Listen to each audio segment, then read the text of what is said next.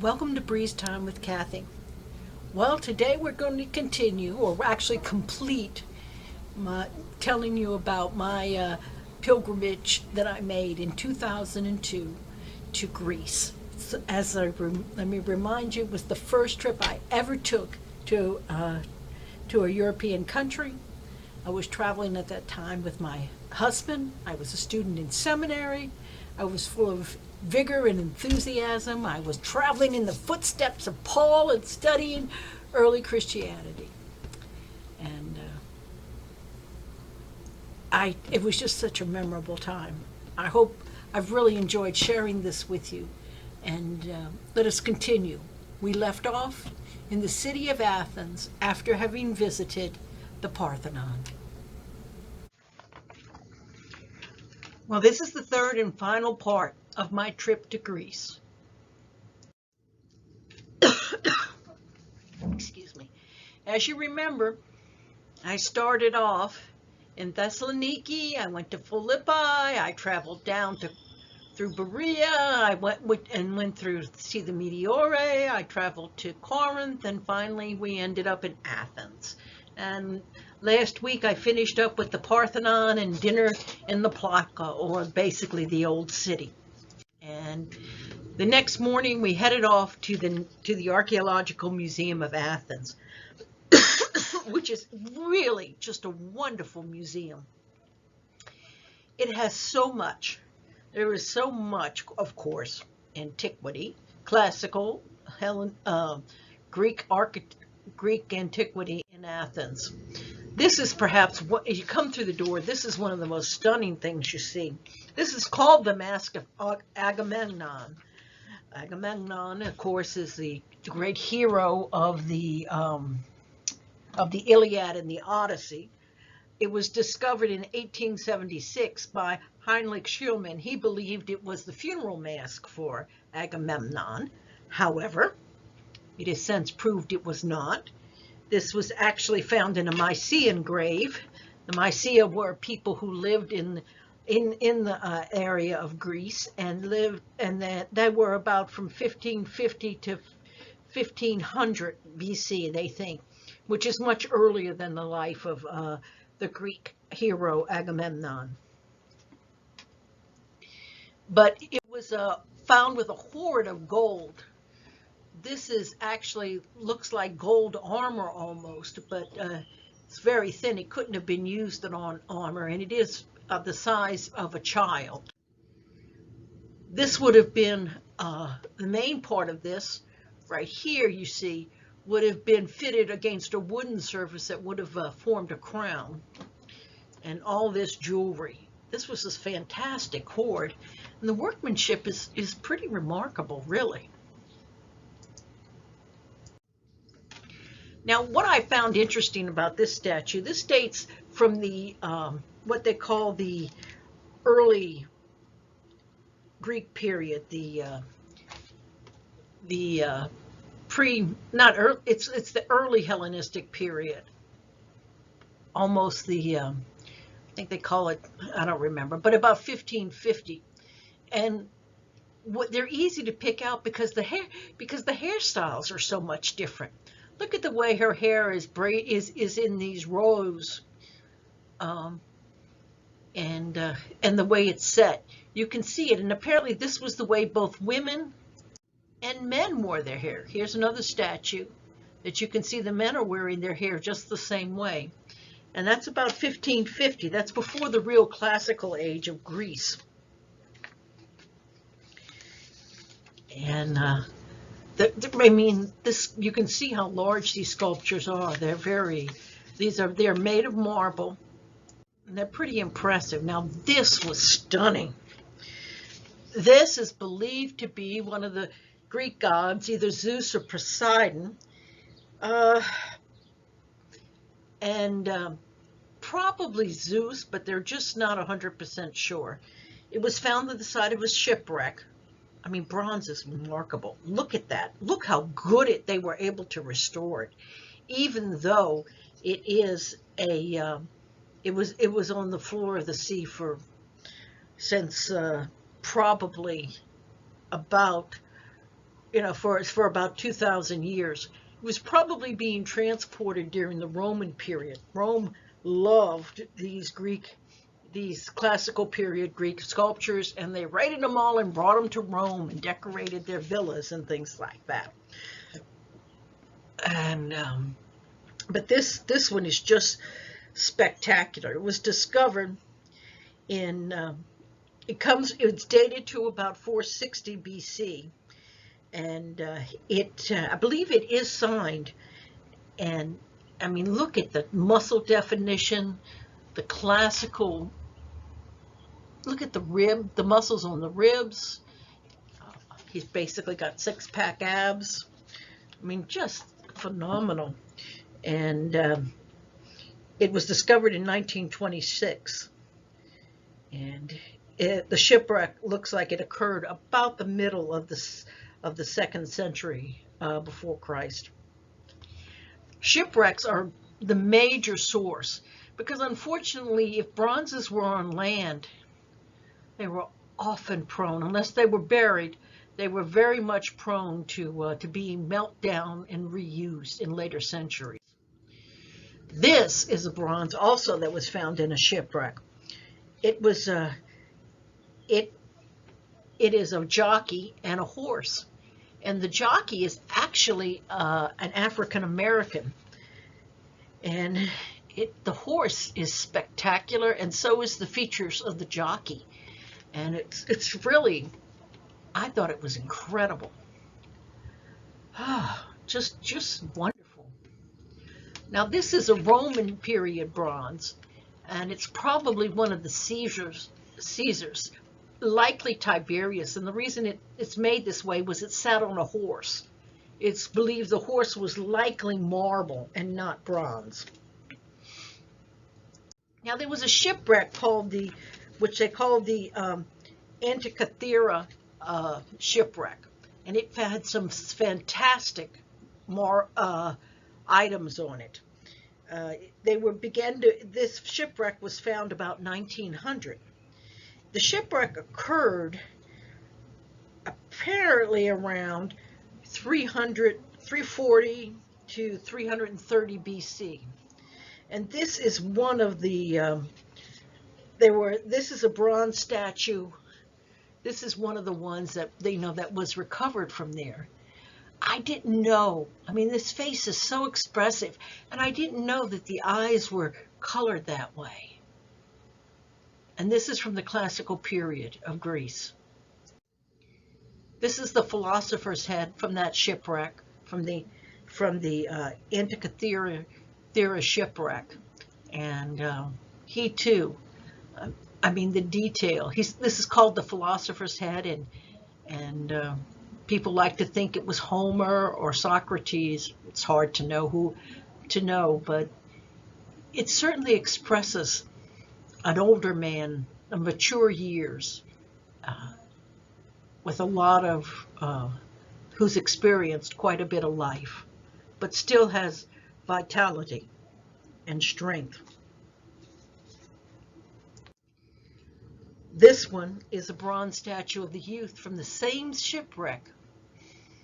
Also, he's probably represents Perseus, and he's likely he would have been holding the head of the Gorgon. He too, well-defined muscles, and just shows you the skill of the Greeks. And this would have been at the height of the Hellenistic period, of the classical Greek period, which would have been about 400 BC. 300 to 400 BC. Well,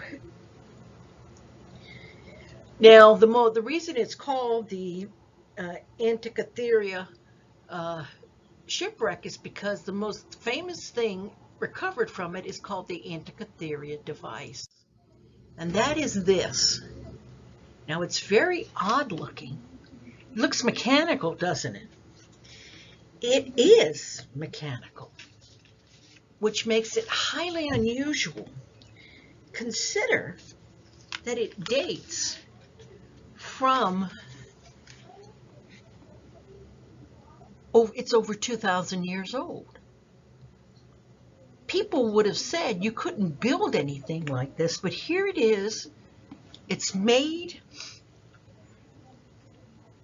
of metal.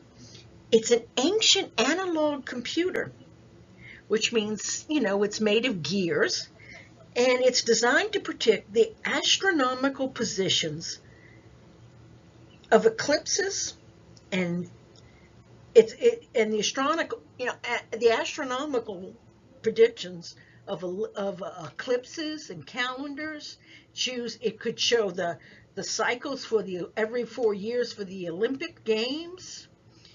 And the shipwreck occurred about 69 BC, so about 2,000 years ago, and it was not too far from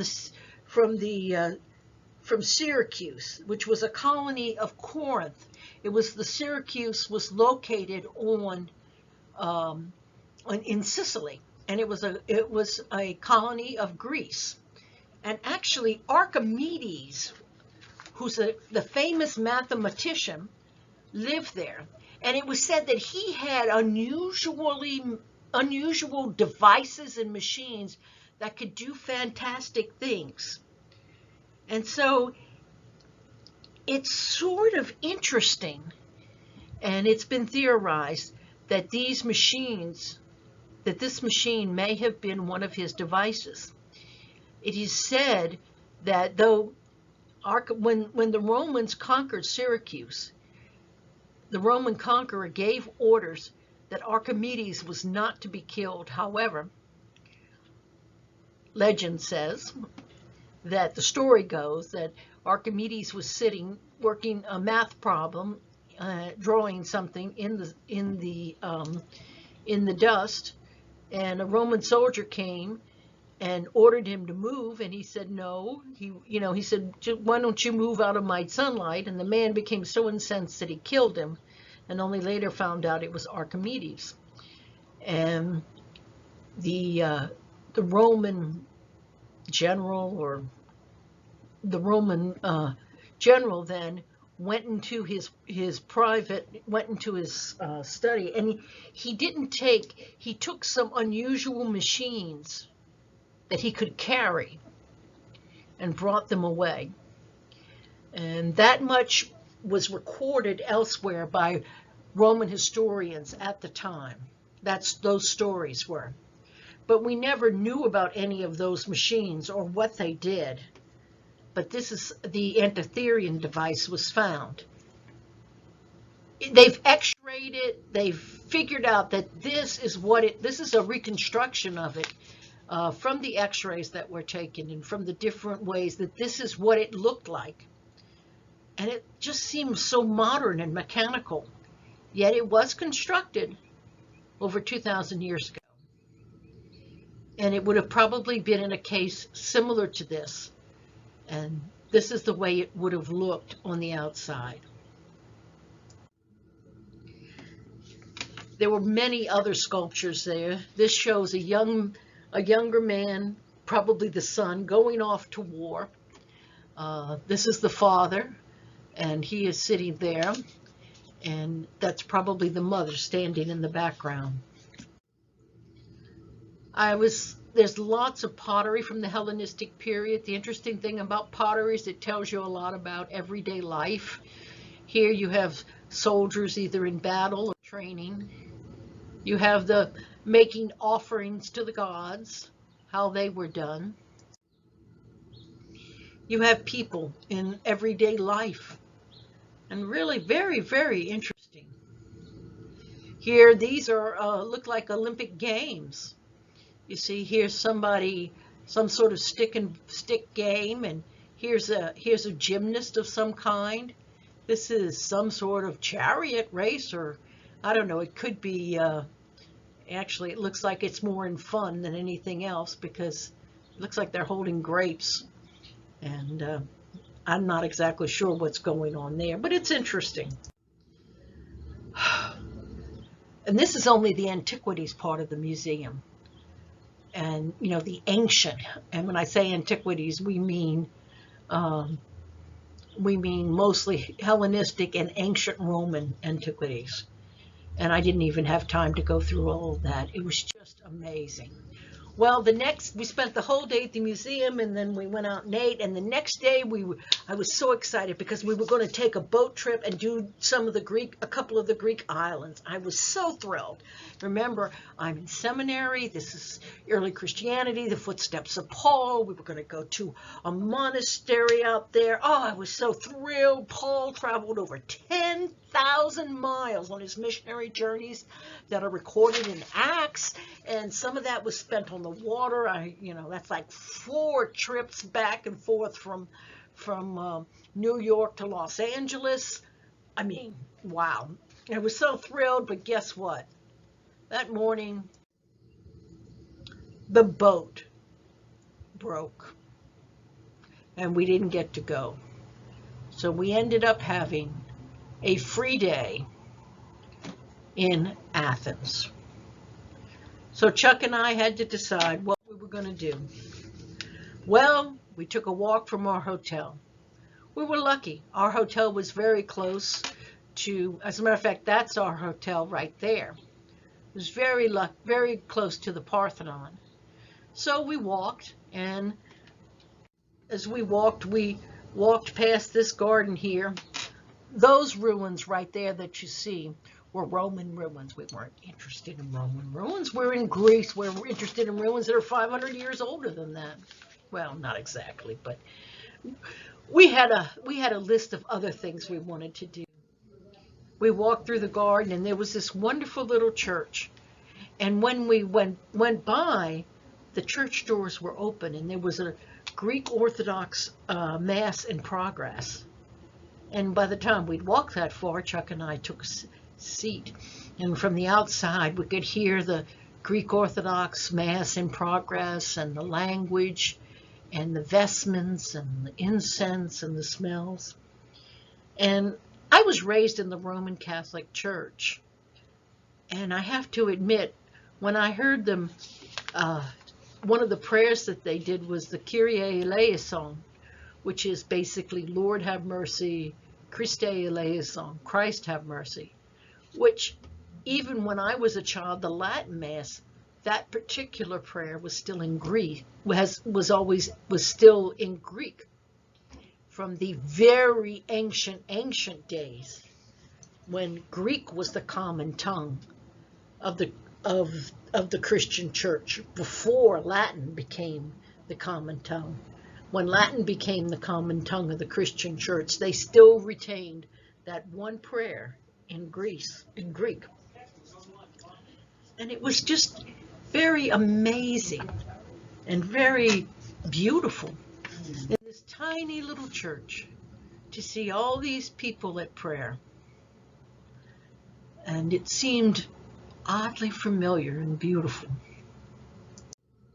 Well, we walked on. We were very close to, this is like the White House in Greece, I suppose, or I think it's the palace. And in front of it, this is their memorial to their unknown soldier. If you look there, there's a soldier lying, or a soldier lying dead.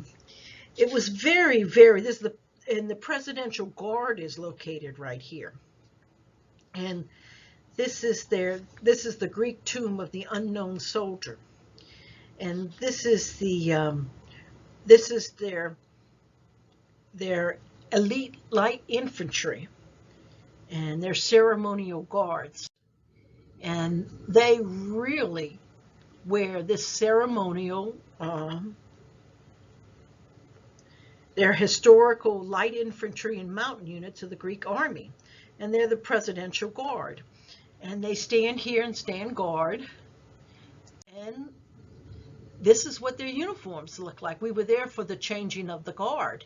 It's quite impressive, actually.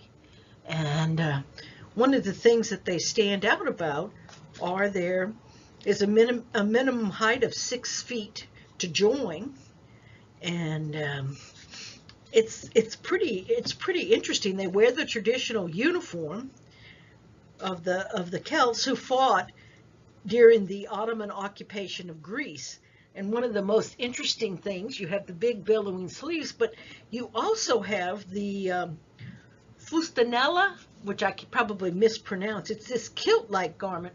Oh, by the way, our Greek guide, Greece invented everything in her opinion. And one of the things she said was that they invented the kilt and the Scots stole the idea. This is that skirt, and that is made of 98 feet of white cloth. It has 400 pleats in it, and the 400 pleats represent the 400 years that the Ottomans, who were the Turks basically, occupied the Greece. And there's still, to this day, is horrible feelings between Greeks, which Greece is a Christian country, and Turkey, which is a Muslim country. And around 1900, at the early part of the 20th century, there was a purge, and the Turkey expelled, and the word genocide was coined for the removal and their attempt to exterminate all Armenians who lived in Greece. Many of them ran, and because they were Christians, and they fled. And likewise in Turkey, in Greece, there was many, the Muslims who lived in Greece were also turned out. It's a horrible story, and unfortunately, it was what it was. It was very impressive, and we really enjoyed watching them. It's amazing how precise they were. Then we went to the Amelia Gardens, which actually was Queen Amelia of Greece in 1840 founded these gardens, and they have a very Victorian feel. She was very much in line with following the model of European monarchs, and it has this wonderful overhang, and the buildings are sweet, and the ponds are so nice, and it felt very good. As a matter of fact, there were times when it just looked like it was still Victorian times. Like I wouldn't have been surprised. There was something very old feeling about it. I wouldn't have been surprised to see people in Victorian garb come around the corner. I found a picture of what it did look like in Victorian times. And there was something about it, it just hadn't changed that much. Thought about the peacocks that still strode through there in Victorian times. One of the most popular features is their famous turtle pond, where children love to come and see all the turtles. It's still popular there. Well, it was when we were there, and remember, this was 20 years ago. And we saw the turtles. And then we went and sat under a beautiful arbor, and we had, I don't remember, some gelato Chuck and I did, or some, well, I don't think they call it gelato there, that's in Italy, but it was wonderful. That was before I became diabetic too. Now, this is the Panthenatic Stadium, and I'm sure I said that wrong too. And the reason, this was reconstructed on the site of an ancient Greek stadium, and it was completely, when it's reconstructed, it was done completely with marble. It's a multi-purpose stadium. It was reconstructed in the late 19th century, and it was hosted the first Olympic Games in 1896, modern Olympic Games in 1896. It's the only modern stadium in the world that's considered a modern stadium that's built entirely of marble, and is one of the oldest modern stadiums in the world. Here's a picture of what it looked like for the first Olympic Games. Here's another one. So it's really a very impressive stadium. But they stayed true to the original form of the Greek stadium it replayed, that it's built on top of, even having the seats for the leaders. I don't know what they were called. I would say the senators or or the I don't know, the emperors, if it were if it were if it were in Roman times, but I don't remember what they were called in Greek times. Well, then we went to someplace I truly adored, the Byzantine and Christian Museum. This was founded in 1914, and it houses some of the best, a rare collection of early Christian and Byzantine art and artifacts, probably one of the best in the world. It starts with early Christianity and runs all the way through the Middle Ages to the Byzantine period. It was so pretty. Chuck and I enjoyed it. I remember I was really into early Christianity. This is a pulpit from a church. You got to remember, Christianity had been an illegal religion. It was considered illicit, meaning illegal.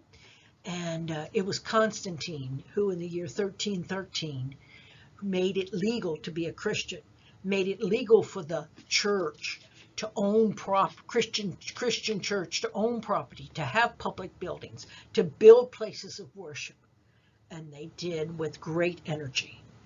This is an early pulpit, probably dates from about the 4th to early 5th centuries. So right about the 4th century, you got to remember the 4th century, 1313, is when Constantine legalized Christianity. So in the 4th century was when they could start having places where for public worship.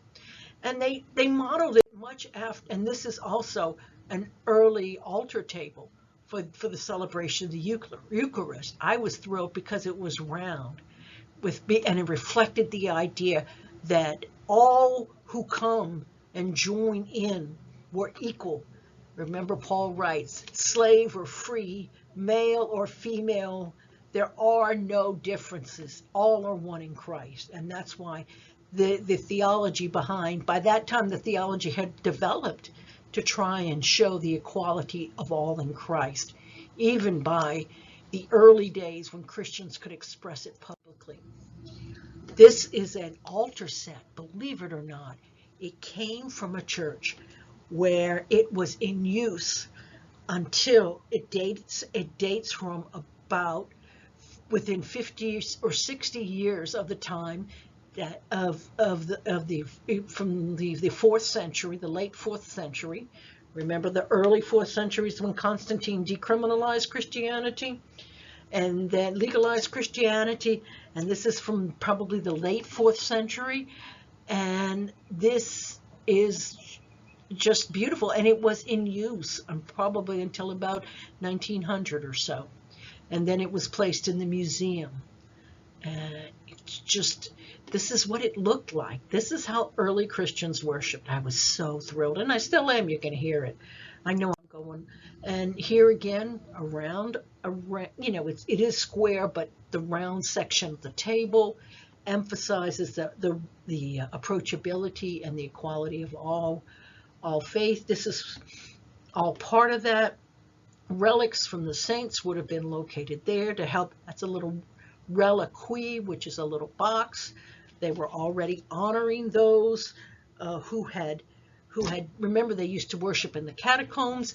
And one of the reasons for worshiping in the catacombs wasn't just to hide from persecution, but it was also because they were near those who had died for the faith and were already celebrating in heaven. So if you were near their earthly remains, if their earthly remains were here and their souls were celebrating their heavenly banquet in heaven, then that made this space sort of middle ground, holy ground. When you celebrated the Eucharist, when you celebrated communion here, while there you're sharing in a spiritual sense with the same communion they're celebrating in heaven in that very time. Oh, well, you can tell. Now this comes from Corinth. It was this too dates from about that same period, about that 4th century period. It's Christ is the Good Shepherd. And same time, early, probably about the 4th century, This is baby Jesus in the stable and in the manger. Of course, there's a lot of fantastic medieval art that's there. Oh, I could have spent forever. We did spend a long time, which considering it was very hot, it was a good place to spend a long time. It was just gorgeous. This is an icon from about the 14th century. You can see the workmanship. Once again, I think I talked about icons earlier. It's always the gold because that's the color of heaven. They were used as a source of meditation. You'd look at the icon and you would imagine you were looking at a window into heaven in a moment frozen in time that would help you meditate on the scriptures. And here you're meditating on the moment of Jesus' death.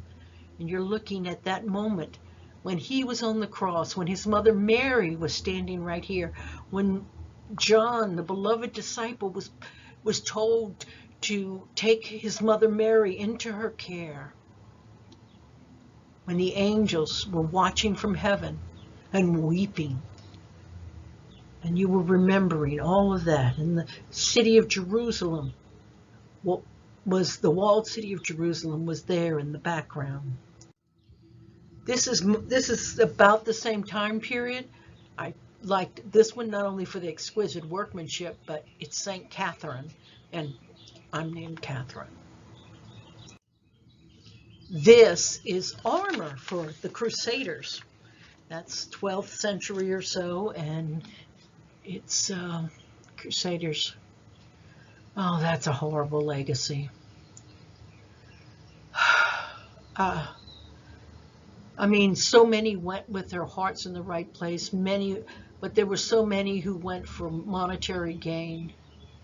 There were reasons of nobility, there were reasons of, oh well, I'm not going to talk about it. But this was probably one of my favorite things in the whole museum. This simple cave drawing, it was actually scratched into a cave, an etching, I suppose. It was from a catacomb, a Greek catacomb, probably dating from the early Christian period, probably from about the 5th century or so, maybe 6th. And it just speaks volumes to me about the essence of faith. This wasn't the most skilled artist in the world. This was somebody who, in a place where people they loved had died, was marking with faith what they believed, where they believed their loved one was headed and why. They had salvation through Jesus Christ because of his death on the cross. This is simple to me, and for all its crudeness, it spoke volumes. Well, that was our last day. By the time we left the museum, had gotten something to eat at a local restaurant and walked back to our hotel. It was dark. The Parthenon was all lit up. Well, the Acropolis was all lit up, and you could see the Parthenon. And that finished our trip to Greece. It was so memorable. 20 years ago. And I just appreciate so much that you let me share it with you. Thank you.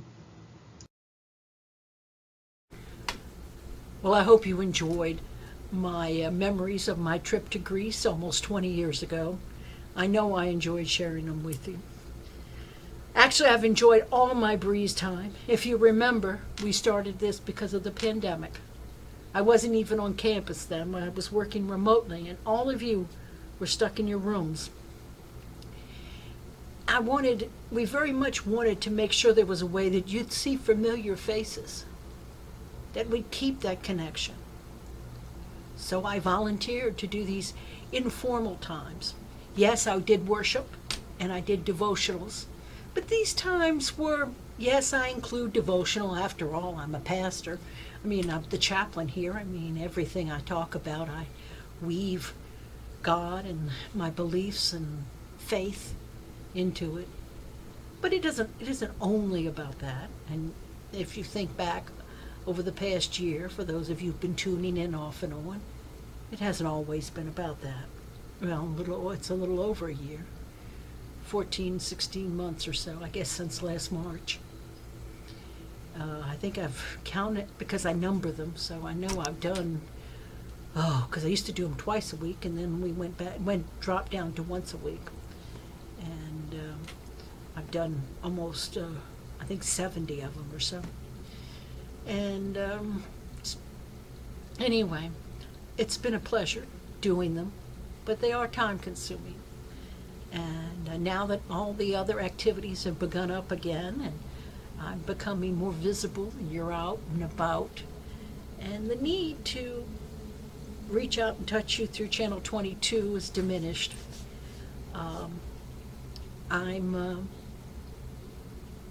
This will be my last airing of Breeze Time with Kathy.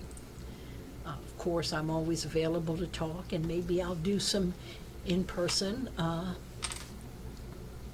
presentations once in a while, or I can record them. But my regular weekly programs will come to an end as this is the last episode. So as of June 1st, I'm sure there'll be other programming that will be made available. It's been a joy, and it was a time that was difficult, but we got through it all together, and time is beginning to come. Things are different now, and I'm so glad that life has some resemblance of normal again. But I've enjoyed being able to share with you in a different way, and I hope you've enjoyed it too. So, I'll see you in the dining room, I'll see you on the grounds, I'll see you come talk to me in my office, and anyway, until we meet again, may God bless you and continue to keep you safe. May the memories you have and the things you want to share them with one another. Share them with me, and I'll share them with you. But we're blessed because you know what? We can do it in person. Thank you.